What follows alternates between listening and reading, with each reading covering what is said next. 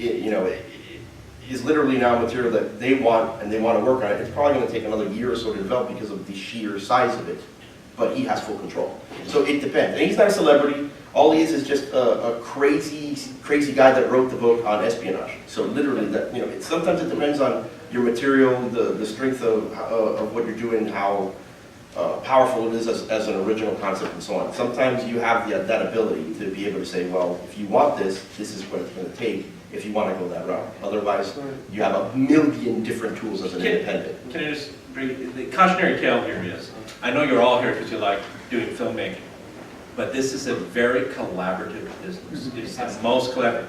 And when you collaborate, even Damien and I have been together for some time now, and we're friends, we each have to give.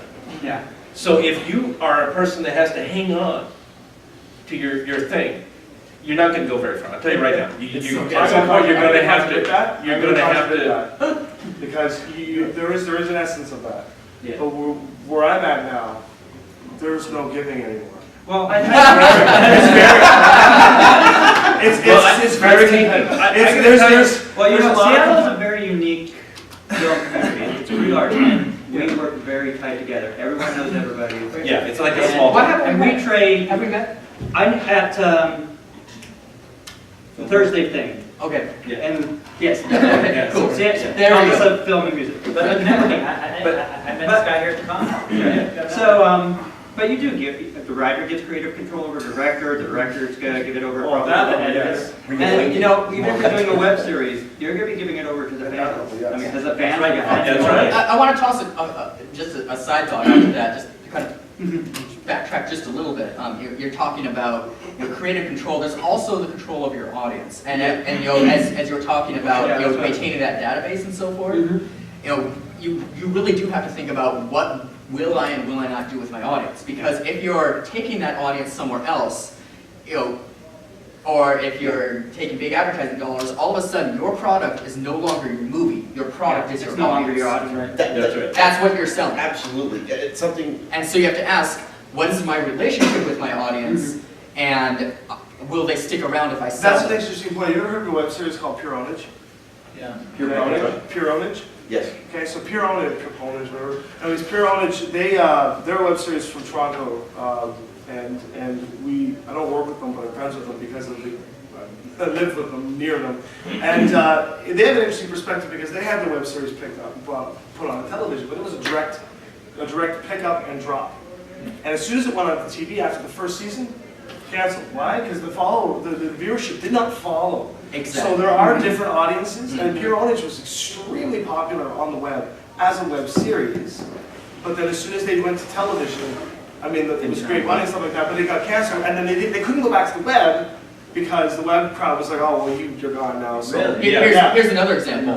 The Guild, look at their total views from season 1 to season 2. The moment they went into the MSN silo, they had MSN and Sprint behind them, but their viewership never recovered to their season 1 levels. And their audience changed because now it went from season 1, everyone, let's collaboratively support this, to season 2, this is being presented to us, and it changed the relationship with the audience. And no longer part of an interactive community that's creating a product. Right. Like, here's what we have, take it, you're gonna take it, you're gonna like it. And part of controlling in terms of the marketing side of it and promoting it, something that along the lines of what they're talking about, it goes back to like the origin of what the control of your film. As an example, with TFH, we're still finalizing negotiations with 4 different groups to the point where we may have to make decisions quick because AFM is right around the corner with some of these groups and they need the property to be able to move forward.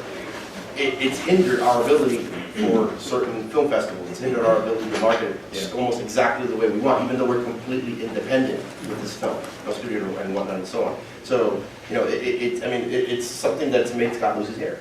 It's made me lose my hair too. It's one of those scenarios where even though you're completely independent, but if you're going towards a route where you're trying now to get either a sales agency or some kind of distribution, you now have issues where potentially with any letters of intent you receive, now you're hindered on, well, you can't release it here, or you can't release it there, or you can't do this market, or you gotta stop selling the DVDs or whatnot on your site, or you gotta stop selling them even if it's 100 at a con, it doesn't matter, stop. Yeah. And that's a problem too. And take this small. He's like, oh, he's at this business now. That's what It totally stopped us. I mean, Yes. when we had the intent come forward, it's like, don't even sell Yeah. porn. And you want to do that if you want to go. Well, if you want to do. If you want to go towards That's the route that you aspect go. of distribution or the sales agency. And But then if, take a step we were back. talking the day before you came up, how it stymied us, and what's the next step? So- Yeah.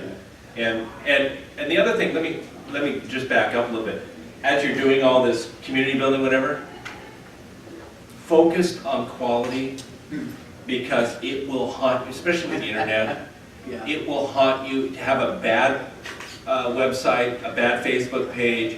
Do not, listen to me, and I just talked to one of the head of marketing at AE before I came off here, he's a friend of mine. Don't Twitter about your movie unless you're gonna do it right and you have a person hired that monitors and responds in a timely manner to that. Yeah.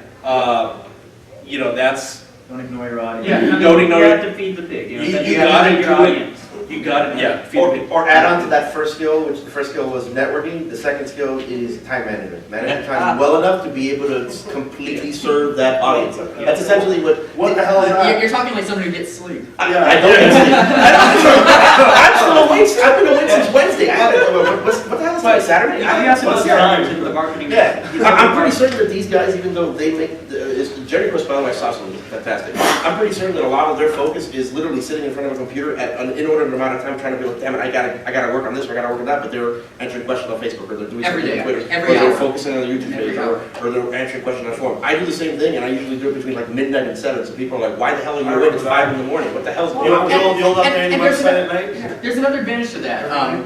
You know, that I think is worth pointing out. Like YouTube comments are a cesspool, right? Yes. They're Yes. a total Yes. cesspool. Ignore them. If you visit our YouTube page, you will see some of the most articulate, nice, civil comments Wow. you will ever find on YouTube. And And troll. That's representative of your. well, it's representative of the audience, and it's because we decided early on that we would rather lose crappy fans and call them out if they're being crappy, so that we could build a positive audience. And the result, and this is one of those things where it's been nice to start small and to build, is that we've been very intentional about creating the culture of the audience. How did you reach that?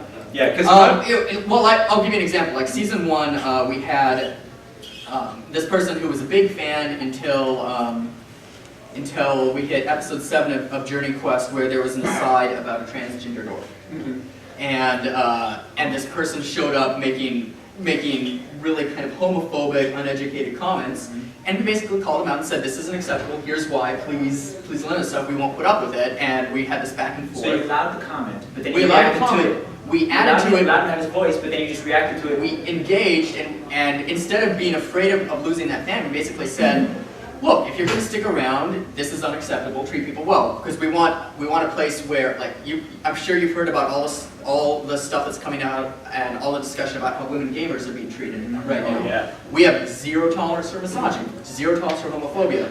And we now have an audience that on YouTube, Police themselves. they police themselves, and they've created this community. So by starting small and creating a culture that is inclusive and non-confrontational, where assholes are called out on it and kicked out, or what blows my mind is we've had numerous occasions where the assholes then turn around and say, "Oh, you're right. I'm a fan. I'll listen to you," and they. Just by getting We're a reaction from right. you validates they're like, you know what, they're Right. actually listening to us, and I don't like this, and they're not gonna change it, but I'll stick around because next time, you know, they're paying attention to me. Presuming that the rational fan that just pays for being stupid. Well, If they're the irrational troll, then you're adding more fuel to the fire though. And Young little trolls were generous. we've had to ban and block one fan since we started, and that was not because he was an irrational troll, but because he was making really terrible fan videos, and He got off on getting a reaction from you, as opposed to any kind of reaction. he wanted us to. He wanted us. Frankly, I think that there was he was on a certain part of the special needs spectrum, and we ultimately had to ban him because I didn't want him showing up at a convention with a gun. Yeah.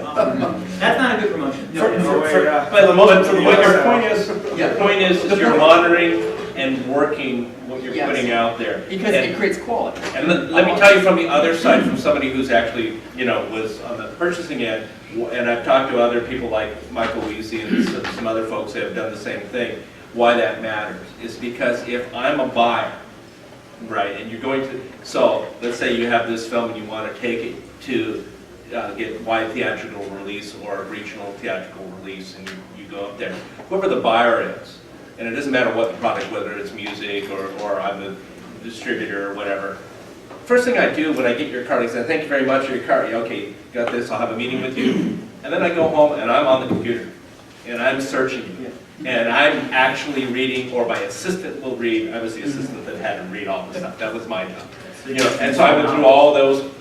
Yeah, and then I would write a report to the guy I worked for, who happened to be the VP, who was in charge of that. And that, if I, say, well, the community thinks this is crap, it's not worth, investing, because it's real dollars for them. And there's only, keep in mind, there's only like 350 feature films made in the United States a year, just about that. More than that. But web series are replacing pilots for TV, and it's the same way in TV and film anymore, so it really doesn't matter what the, They're whatever. replacing, they're replacing, but not. Not completely, Well, but it's like back replacing pieces. well, it's about 10%. It depends on the audience. It depends on the It's audience. about 10% in this And then again, year's I'm round. speaking of the Canadian market, I don't. Yeah, I yeah. don't really No, know. I'm talking America, LA. Yeah. About 10% of the pilots Yeah, this it's year were web-based. I swear, I read Variety and I read Deadline.com and just also that's another thing, be a part of the community. Oh, yeah. Read up whatever, if you're doing the knitting show, read up about knitting, get to know knitting, get to know who owns the forum. Yeah. You have to get out there any way you can, and the truth is, don't be afraid for somebody to say no to you. If you're afraid for somebody to say like, I have a new web series, I'm interested in potentially doing a promotion with you. No, okay, done. I mean, don't think of it like a rejection or that your show is terrible. Somebody's going to reject you. Rejection's going to be out there. So, And in terms of the what he's talking about, it's not only just like webisodes or web media that's specifically original. It's actually more web content. So like, especially within a younger target audience, it's almost like a 60% change. Where even if it is material that's on TV, they're not watching it on TV. They're watching it on the internet. And they can watch it anytime, And and that's they can great. respond to the people who create it. I mean, it's a different, and watching TV is passive. Watching a web series is not passive, No. it's Exactly. active. Well, and you're talking about, this is one of the really key concepts for us, is the difference between a passive fan and an active fan. That's right. That's right. And if you're wanting to be independent, you want to Active foster fans. the active fans, because they're the ones who are used to the idea of, I can engage with this. And so much of, there's fantasy going on. And this is part of why the Creative Commons license is awesome too. If they're thinking, I could do this if I had more time. I might not ever actually do anything with it, but just the idea that they can creates that active engagement. okay, so Okay, so you're- at this point in time. So do you run under a Creative Commons license? We do, Okay. absolutely, because Let me we just could question either you. fight the internet or embrace it. Creative Commons. Sorry, Don. Yeah, sorry. We're gonna run out of time, unless you can guys talk want for us like to the next keep you 3 out, hours. we could go forever.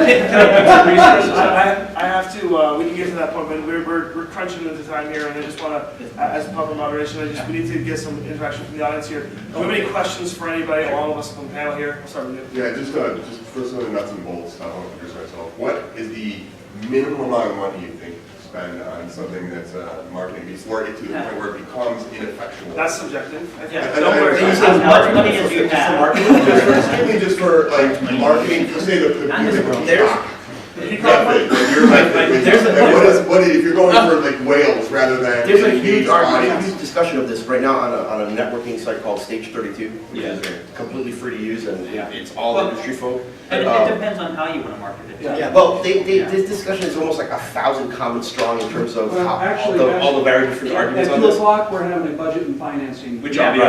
I'll be on that too. In terms of that, the simple answer is whatever it is that you're, actually, this is Work something with that Ron whatever himself is budget like, you whatever have. you Don't can worry build, about- something would use. Basically, Create content, don't worry. Can I give you a percentage though? Yeah, that's Yeah, what that I'm percentage- Okay. there you go. There is a rule of thumb. Oh, percentage of. I'm speaking from Yeah. I see. from old school in, we're keeping in mind I the think new it's whatever. still, it's still. So whatever your budget is, okay, figure 25% of that X number, you want to at least put that much aside. And then I would also say for you people, and I said this earlier, put another $2,000 1,500, 2,000 aside to hire your own publicist, no matter who you're doing business with does. Yes. The That'd be worth every single only dollar. other add-on to that Oh, is okay. Thanks, Spectrum.